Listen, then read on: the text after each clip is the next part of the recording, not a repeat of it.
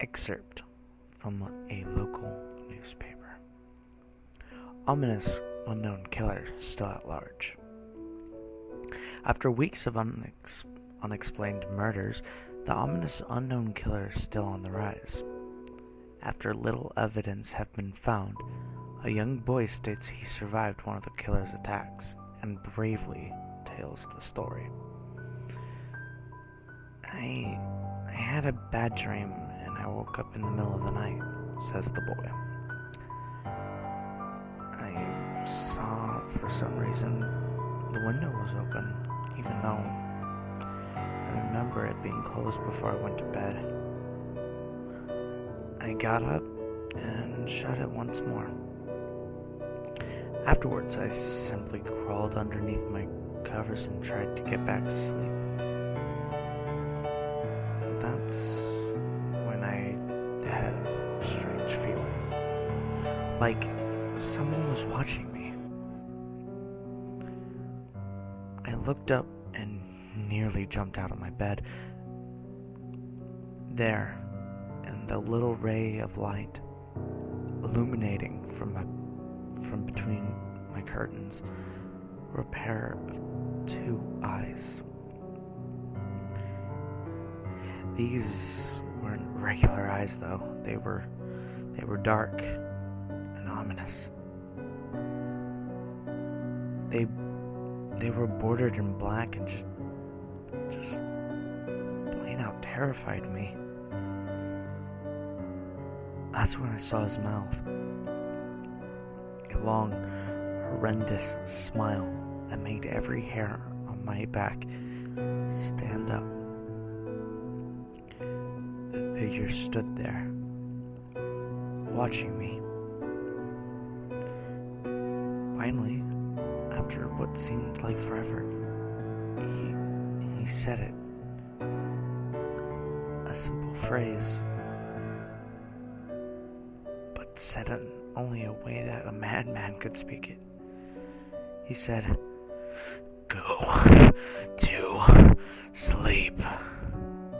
I let out a scream, and that's what sent him at me. He pulled up a knife, aiming at my heart, jumping on top of my bed. I fought him back. I kicked, I punched, I rolled around trying to knock him off me.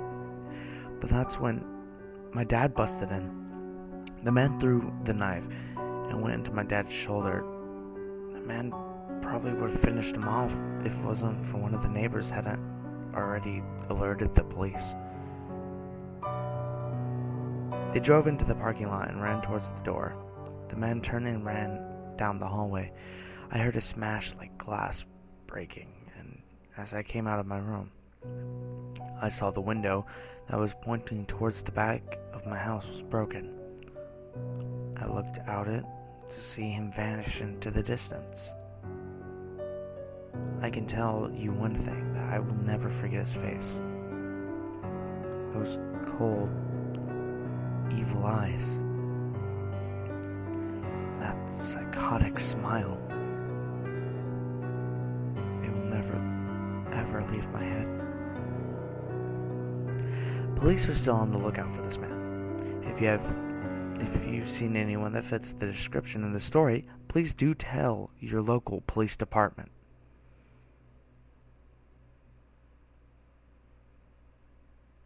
Jeff and his family had just moved into a new neighborhood. His dad had just gotten a promotion at work, and they thought it would be best to live in one of those fancy neighborhoods. Jeff and his brother Lou couldn't complain, though. A new, better house, what was not to love? As they were getting unpacked, one of their neighbors came by. "Hello," she said. "I'm Barbara. I live right across the street from you." "Well, I just wanted to introduce myself and to introduce my son." She turns around and calls her son over. "Billy, these are our new neighbors." Billy said hi and just ran back to play in his yard. "Well," said Jeff's mom, "I'm Margaret, and this is my husband Peter, and my two sons, Jeff and Lou." They each introduced themselves, and then Barbara invited them to her son's birthday. Jeff and his brother were just about to object when their mother said they would love to go when Jeff and his family are done packing. Jeff went up to his mom. Mom, why did you invite us to some kid's party? If you haven't noticed, I'm not some dumb kid. Jeff, said his mother, we just moved here. We should show that we want to spend time with our neighbors. Now we're going to that party, and that's final. Jeff started to talk, but stopped himself, knowing that he could not do anything. Whenever his mom said something, it was final. He walked up to his room and plopped down on his bed. He sat there looking at the ceiling when suddenly he got this weird feeling. Not so much a pain, but a weird feeling. He dismissed it as just some random feeling. He had heard his mother call him down to get some of his stuff, and he walked down to get it. The following day, Jeff walked down the stairs to get breakfast and got ready for school. As he sat there eating his breakfast, he once again got the feeling. This time it was stronger and gave him a slight tugging pain. But once again, he dismissed it. As he and Lou finished breakfast, they walked down to the bus stop. They sat there waiting for the bus, and then all of a sudden, some kid on a skateboard jumped over them, only inches above their laps. They both jumped back in surprise. Hey, what the hell? The kid landed and turned back to them. He kicked his skateboard up and caught it with his own hands. The kid seemed to be about 12. 1 year younger than Jeff. He wears one of those douchey wife-beater shirts and ripped blue jeans. Well. Seems we got some new meat. Suddenly the other two boys appeared. One was super skinny and the other was really big. Well, since you're new here, I'd like to introduce ourselves. Over there is Keith. Jeff and Lou looked over to the skinny kid. He had a dopey face that you would expect a sidekick to have. And he's Troy. They looked over at the fat kid. Talk about a tub of lard. This kid looked like he hadn't exercised since he was crawling. And I, said the first kid, I'm Randy. Now, for all the kids in this neighborhood, there is a small price for bus fare, if you catch my drift. Lou stood up, ready to punch the lights out of the kid's eyes, when one of his friends pulled a knife on him. I had hoped you would be more cooperative, but it seems we have to do this the hard way. The kid walked up to Lou and took his wallet out of his pocket. Jeff got the feeling again. Now it was truly strong, almost a burning sensation. He stood up, but Lou gestured him to sit down. Jeff simply ignored it and walked up to the kid. Listen here, you little punk. Give back my bro's wallet or else. Randy put the wallet in his pocket and pulled out his own knife. Oh yeah? And what will you do? Just as he finished his sentence, Jeff popped the kid in the nose. As Randy reached for his face, Jeff grabs the kid's wrist and broke it. Randy screamed, and Jeff grabbed the knife from his hand. Troy and Keith rushed Jeff, but Jeff was a little too quick. He threw Randy into the ground. Keith lashed out at him, but Jeff ducked and stabbed him in the arm. Keith dropped his knife and fell to the ground, screaming. Troy rushed him too, but Jeff didn't even need the knife. He just punched Troy straight in the stomach, and Troy went down as quickly as he came. As he fell, he puked all over. Lou could do nothing but look in amazement at Jeff. Jeff, how did you... That's all he said. They saw the bus coming, and they knew they would be blamed for the whole thing. So they started running as fast as they could. As they ran, they looked back to see the bus driver rushing over to Randy and the others. As Jeff and Lou made it to school, they didn't dare tell anyone what happened. All they did was sit and listen. Lou just thought of it as his brother beating up a few kids, but Jeff, he knew it was more. It was something scary. As he got that feeling again, he felt how powerful it was, the urge just to hurt someone. He didn't like how it sounded, but he couldn't help but to feel happy. He felt that strange feeling go away and stay away for the entire day. Even as he walked home due to the whole thing near the bus stop and how now he probably wouldn't be taking the bus anymore. He felt happy. When he got home, his parents asked him how his day was, and he said in a somewhat ominous voice, "It was a wonderful day." The next morning, he heard a knock at his front door. He walked down to find 2 police officers at his door, his mother looking back at him with an angry look. "Jeff, these officers tell me that you attacked 3 kids. That it wasn't regular fighting, and they were stabbed, son." Jeff's gaze fell to the floor, showing his mother that it was true. "Mom, they were the ones that pulled the knives on me and Lou." "Son," said one of the cops, "we found 3 kids, 2 stabbed, 1 having bruising in his stomach. We have witness proving that you fled the scene.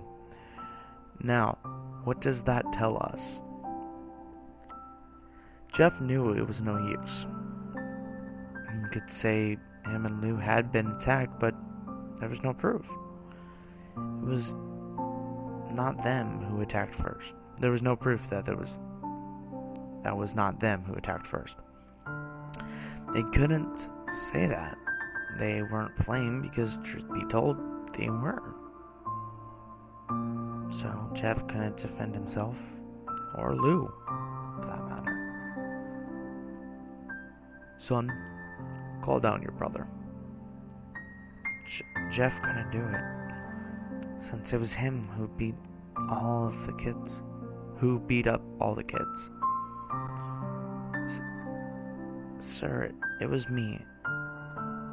I'm the one who beat up all the kids.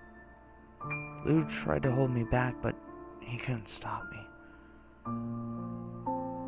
The cop looked at his partner, and they both nodded. "Well, kid, looks like a year in juvie." "Wait," says Lou, as they looked up to see him holding a knife. The police officers pulled their guns and locked them on Lou. "It was me. I beat up those little punks. I have the marks to prove it. He lifted up his sleeves to reveal cuts and bruises as if he was in a struggle. Son, put down the knife, said the officer. Lou held up the knife and dropped it to the ground. He put his hands up and walked over to the cops. No, Lou, it was me. I did it. Jeff had tears in his face. Jeff had tears running down his face. Huh? Poor bro, trying to take the blame for what I did. Well, take me away. The police led Lou out to the patrol car. Lou, tell them it was me. Tell them. I'm the one who beat up those kids. Jeff's mother put her hands on his shoulder. Jeff, please. You don't have to lie. We know it's Lou. You can stop. Jeff watched helplessly as the cop's car sped off with Lou inside. A few minutes later, Jeff's dad pulled into the driveway, seeing Jeff's face, and he knew something was wrong. Son? Son, what is it? Jeff couldn't answer. His vocal cords were strained from crying. Instead, Jeff's mother walked his father inside to break the bad news to him as Jeff wept into the driveway. After an hour or so, Jeff walked back into the house, seeing his parents were both shocked, sad, and disappointed. He couldn't look at them. He couldn't see how they thought of Lou when it was really his fault.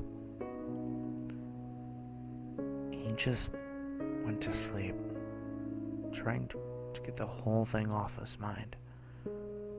2 days went by with no word from Lou at JDC.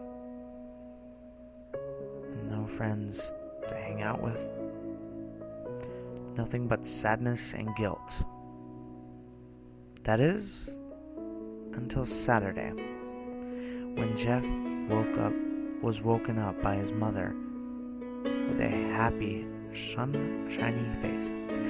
Jeff, it's the day, she said, opening up his curtains, letting light flood into his room. What's today? Asked Jeff as he stares awake. Why, it's Billy's party. He was now fully awake. Mom, you're joking, right? You don't expect me to go to some kid's party after... There was a long pause. Jeff, we both know what happened. I think this party could just be the thing that brightens up the past few days. I'll get dressed. Jeff's mother walked out of the room and downstairs to get herself ready.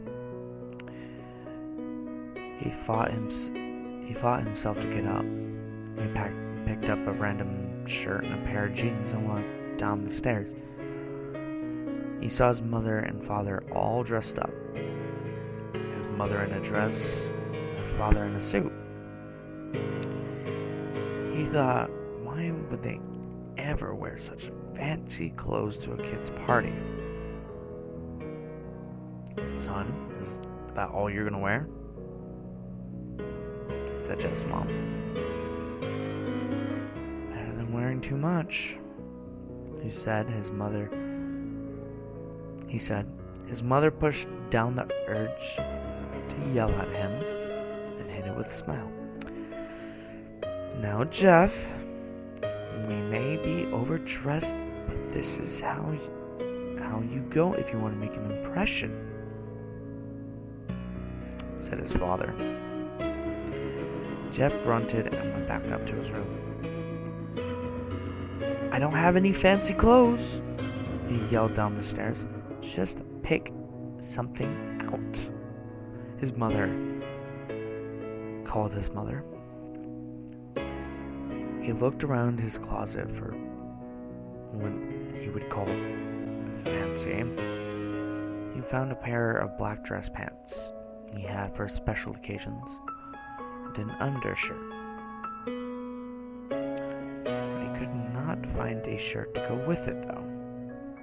He looked around and found only striped and patterned shirts, none of which really go with dress pants.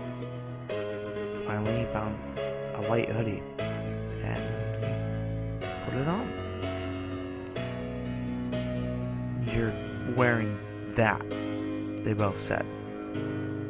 His mother looked at her watch. "Oh, no time to change. Let's just go," she said as she herded Jeff and his father out the door. They crossed the street over to Barbara's and Billy's house. They knocked on the door, and at it appeared that Barbara, just like his parents, way overdressed. As they walked inside, all Jeff could see were adults, no kids. "The kids are out in the yard. Jeff, how about you go meet some of them?" said Barbara. Jeff walked outside to a yard full of kids. They were running around in weird cowboy costumes and shooting each other with plastic guns. He might as well be standing in the middle of a Toys R Us. Suddenly, a kid came up to him and handed him a toy gun and a hat. "Hey, wanna play?" he said. No, kid. I'm way too old for this kind of crap." The kid looked at him with that weird puppy-eyed face. "Plays?" said the kid. "Fine," said Jeff. He put on the hat and started to pretend shoot at the kids. At first, he thought it was totally ridiculous. But then he actually started to have fun. It might have not been super cool, but it was the first time he'd done anything that took his mind off of Lou. So he played with the kids for a while, until he heard a noise. A weird rolling noise. Then it hit him. Randy, Troy, and Keith all jumped over the fence on their skateboards. Jeff dropped the fake gun and ripped the hat off. Randy looked at Jeff with a burning hatred. "Hello, Jeff, is it?" he said. "We have some unfinished business." Jeff saw his bruised nose. "I think we're even. I beat the crap out of you, and you got my brother sent to JDC. Randy got an angry look in his eyes. Oh no. I do not go for even. I go for winning. You may have kicked our asses that one day, but not today." As he said that, Randy rushed at Jeff. They both fell to the ground. Randy punched Jeff in the nose, and Jeff grabbed him by the ears and headbutted him. Jeff pushed Randy off of him, and they both rose to their feet. Kids were screaming, and parents were running out of the house. Troy and Keith both pulled guns out of their pocket. "No one interrupts, the guts will fly," they said. Randy pulled the knife on Jeff and stabbed it into his shoulder. Jeff screamed and fell to his knees. Randy started kicking him in the face. After 3 kicks, Jeff grabbed his foot and twisted it, causing Randy to fall to the ground. Jeff stood up and walked towards the back door. Troy grabbed him. "Need some help?" He picks Jeff up by the back of the collar and throws him through the patio door. As Jeff tries to stand, he's kicked down to the ground. Randy repeatedly starts kicking Jeff until he starts to cough out blood. "Come on, Jeff, fight me." He picks Jeff up and throws him into the kitchen. Randy sees a bottle of vodka on the counter and just smashes the glass over Jeff's head. "Fight!" He throws Jeff back into the living room. "Come on, Jeff, look at me. Jeff glances up at his face riddled with blood. I was the one who got your brothers into JDC. And now you're just going to sit here and let them rot in there for a whole year? You should be ashamed. Jeff started to get up. Oh, finally, you stand and fight. Jeff is now to his feet, blood and vodka on his face. Once again, he gets this strange feeling. The one which he hasn't felt in a while. Finally, he's up, says Randy as he runs at Jeff. That's when it happened. Something inside Jeff snapped. His psyche is destroyed. All rational thinking is gone. All he can do now is kill. He grabs Randy and pile drives him into the ground. He gets on top of him and punches him straight in the heart. The punch causes Randy's heart to stop. As Randy grasps for breath, Jeff hammers him down. Punch after punch.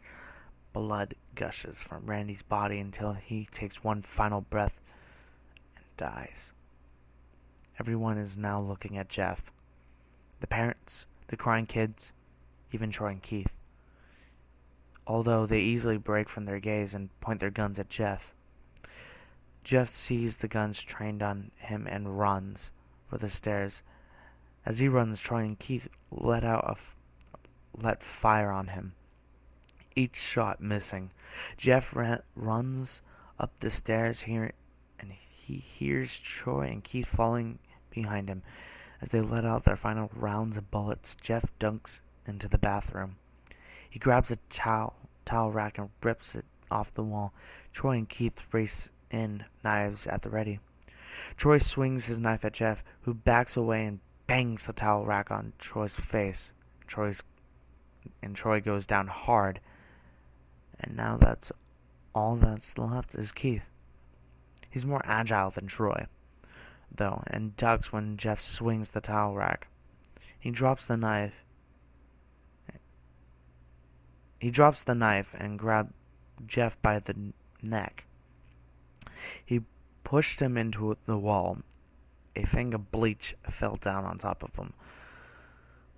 It burnt both of them, and they both started to scream. Jeff wiped his eyes as best as he could.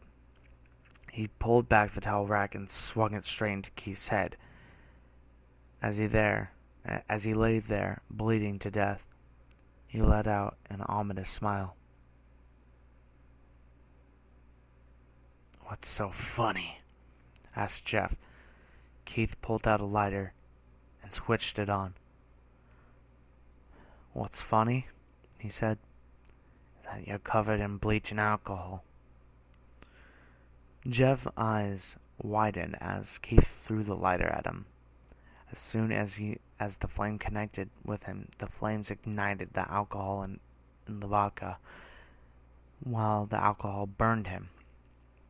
The bleach bleached his skin, and Jeff let out a horrible screech as he was caught in fire. He tried to roll out of the fire, but it was no use.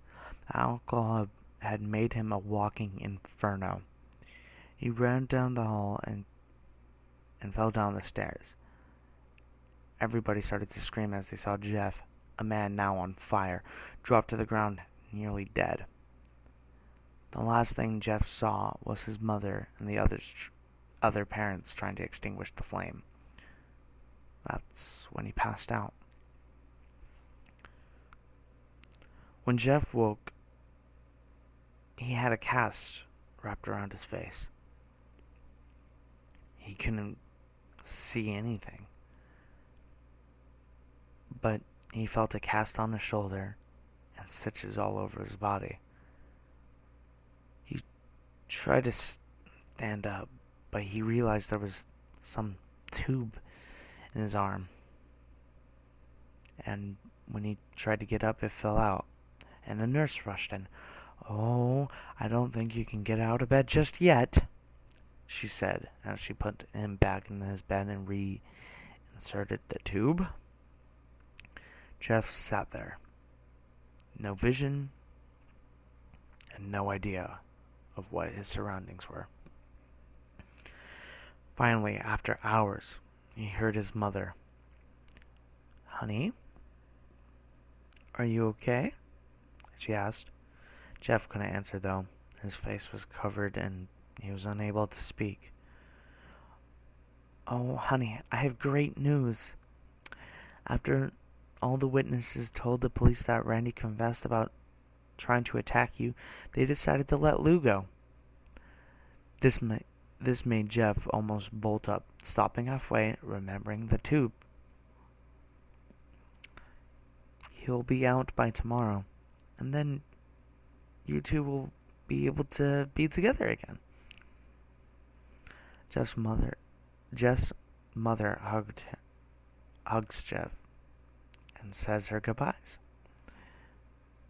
The next couple of weeks were those where Jeff was visited by his families. Then the day came when his bandages were to be removed. His family were all there to see it, what he looked like.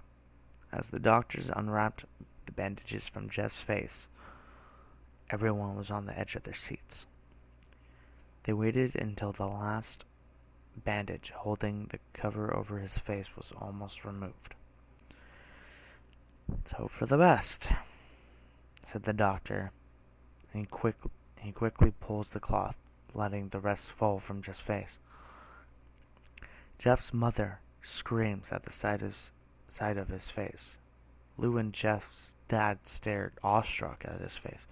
What happened to my face?" Jeff said as he rushed out of bed and ran into the bathroom.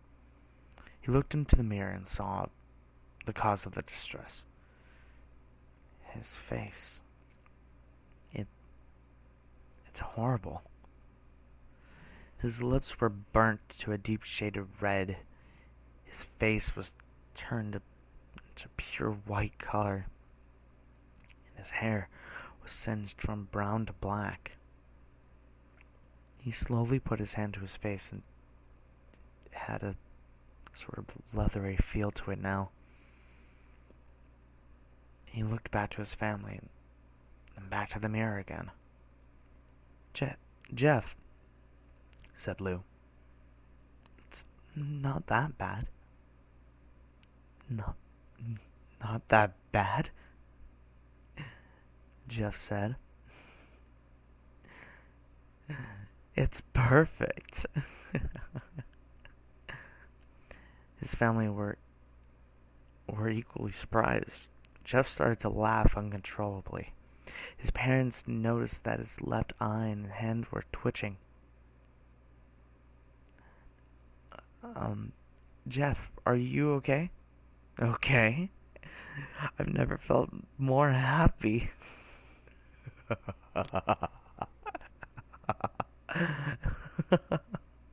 "Look at me.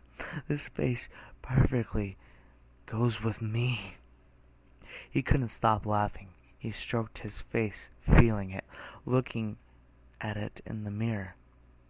What caused this? Well, you may recall when Jeff was fighting Randy. Something in his mind, his sanity, snapped. And now what was left was a crazy, killing machine. That is, his parents didn't know. "Doctor," Jeff's mother said, Is my son all right? You know, in the head." "Oh yes, this behavior is typical for patients that have taken a very large amount of painkillers. If his behavior doesn't change in a few weeks, bring him back here and we will give him a psychological test." "Oh, thank you, doctor." Jeff's mother went over to Jeff. "Jeff, sweetie, It's time to go. Jeff looked away from the mirror, his face still formed into a crazy smile. Okay, Mommy.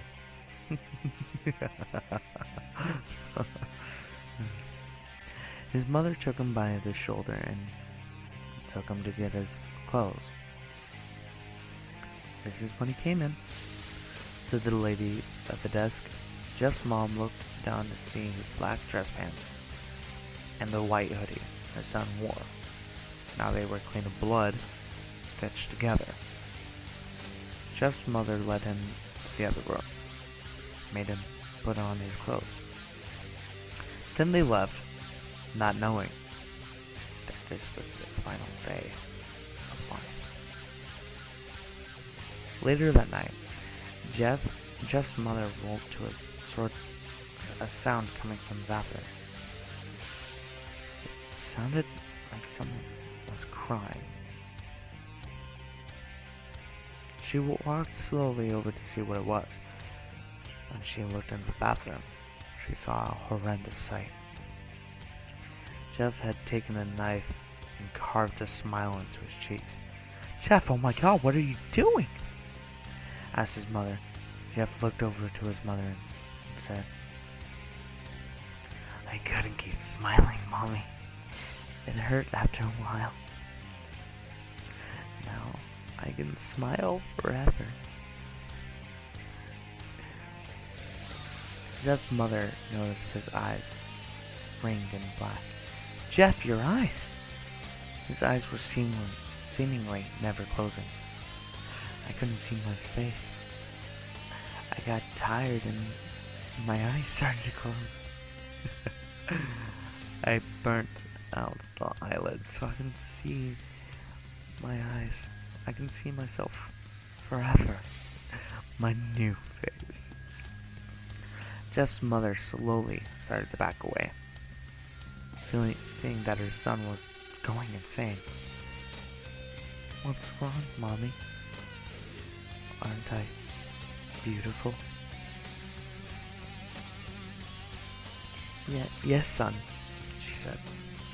"Yes, you are. But let me go get Daddy so he can see your face." She ran into the room and shook Jeff's dad from his sleep. "Honey, get the gun. She stopped as she saw Jeff in the doorway, brandishing a knife. "Mommy, you lied." That was the last thing they heard, as Jeff rushes them with a knife, gutting the both of them. His brother Lou woke up, startled by some noise. He didn't hear anything else, so he just shut his eyes and tried to go back to sleep. As he was on the border of slumber, he got the strangest feeling that someone was watching him. He looked up before Jeff's hand covered his face. He slowly raised the knife, ready to plunge it into Lou. Lou, thrashing here and trying to escape Jeff's grip. Jeff said, "Just go to sleep."